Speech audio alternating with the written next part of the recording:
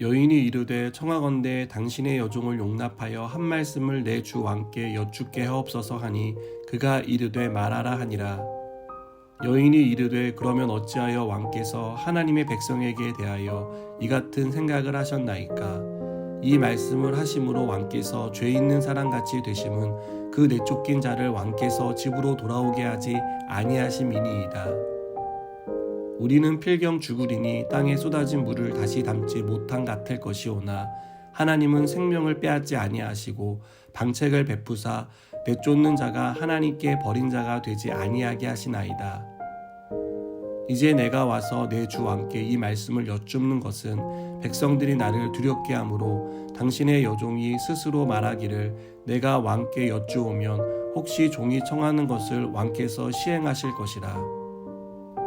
왕께서 들으시고 나와 내 아들을 함께 하나님의 기업에서 끊을 자의 손으로부터 주의 종을 구원하시리이다 함이니이다.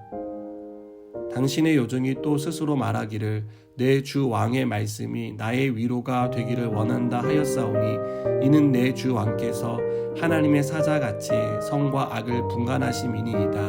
원하건대 왕의 하나님 여호와께서 왕과 같이 계시옵소서. 왕이 그 여인에게 대답하여 이르되 바라노니 내가 내게 묻는 것을 내게 숨기지 말라. 여인이 이르되 내 주 왕은 말씀하옵소서. 왕이 이르되 이 모든 일에 요압이 너와 함께하였느냐 하니 여인이 대답하여 이르되 내 주 왕의 살아계심을 두고 맹세하옵나니 내 주 왕의 말씀을 좌로나 우로나 옮길 자가 없으리이다. 왕의 종 요압이 내게 명령하였고 내가 이 모든 말을 왕의 여종의 입에 넣어 주었사오니 이는 왕의 종 요압이 이 일의 형편을 바꾸려 하여 이렇게 함이니이다. 내 주 왕의 지혜는 하나님의 사자의 지혜와 같아서 땅에 있는 일을 다 아시나이다 하니라. 왕이 요압에게 이르되 내가 이 일을 허락하였으니 가서 청년 압살롬을 데려오라 하니라.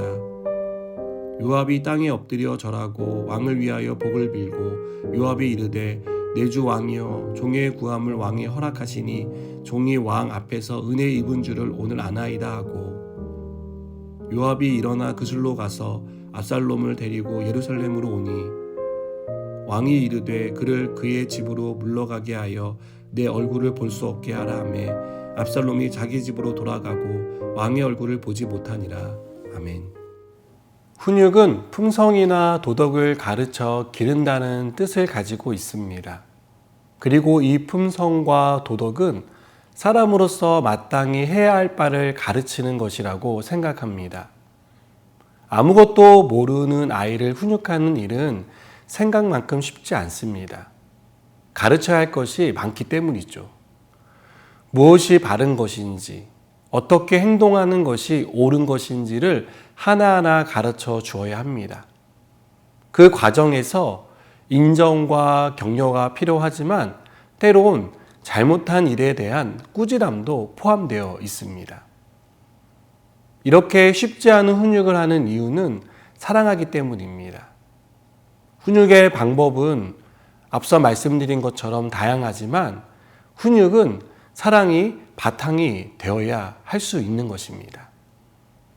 다윗은 아버지로서 압살롬을 바르게 훈육해야 했습니다.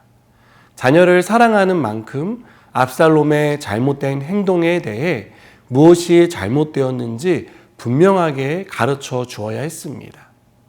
그러나 다윗은 이 부분에서만큼은 몹시 서툴렀습니다. 요압의 요청을 받은 드고와 여인은 형을 죽인 압살롬을 향한 다윗의 고민을 수면 위로 올리는 데 성공했습니다. 결국 다윗은 압살롬을 데려오도록 명령합니다.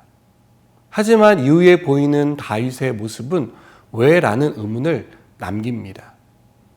다윗은 3년 만에 돌아온 아들의 얼굴을 보지 않았습니다.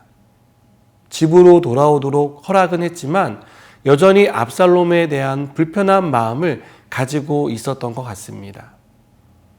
압살롬을 돌아오게 했다면 결자 해지의 자세로 묵은 문제를 해결할 필요가 있었습니다. 그러나 다윗은 또다시 이 문제를 묻어버립니다. 고국으로 돌아온 압살롬은 외가에 있을 때나 집으로 돌아온 지금이나 큰 차이를 느끼지 못했습니다.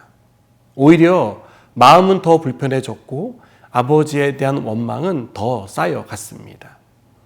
나중에 더 자세히 살피겠지만 이런 마음은 결국 아버지를 배신하는 미움으로 발전합니다. 다윗은 압살롬이 잘못한 일에 대해 훈육해야 했습니다. 그래서 압살롬이 잘못을 깨닫게 해야 했습니다. 그러나 다윗은 무슨 이유 때문인지 이 과정을 생략합니다. 여러분, 잠언 기자는 매를 아끼는 자는 그의 자식을 미워함이라 자식을 사랑하는 자는 근실이 징계한다라고 말합니다. 자식을 사랑하는 사람은 매를 두려워해서는 안 됩니다. 이 말은 자식을 매로 다스리라는 뜻이 아닙니다. 정말 사랑한다면 그 자녀를 위해서라도 매를 댈 수 있어야 한다는 뜻입니다. 무조건적인 사랑과 용서, 용납과 용의는 자녀를 잘못된 방향으로 이끌 수 있다는 것을 우리는 기억해야 합니다. 그래서 아프지만 힘들지만 바른 방향으로 이끌도록 바르게 가르쳐야 하는 것입니다. 물론 여기에도 하나님의 지혜가 필요합니다. 중요한 것은 잘못된 방향에서 돌이켜 회개하도록 돕는 데 있습니다. 압살롬은 사실상 방치되었습니다. 아버지에게 따끔하게 야단을 맞았다면 어땠을까요? 압살롬이 잘못한 부분에 대해 회개하지 않았을까요?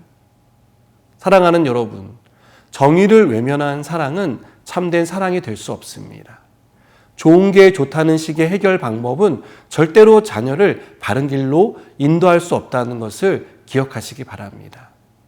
우리를 사랑하시는 하나님도 우리가 잘못한 일에 대해 따끔하게 야단을 치시고 우리가 바른 길로 갈 수 있도록 인도하신다는 사실을 믿으시기 바랍니다. 기도하시겠습니다. 하나님, 우리가 바르게 가르치게 하시고 필요하다면 따끔한 질책도 할 수 있는 그런 용기도 허락하여 주셔서 우리의 자녀들을, 우리의 믿음을 바르게 세워나갈 수 있는 믿음의 사람 되게 하여 주시옵소서. 예수님의 이름으로 기도드립니다. 아멘.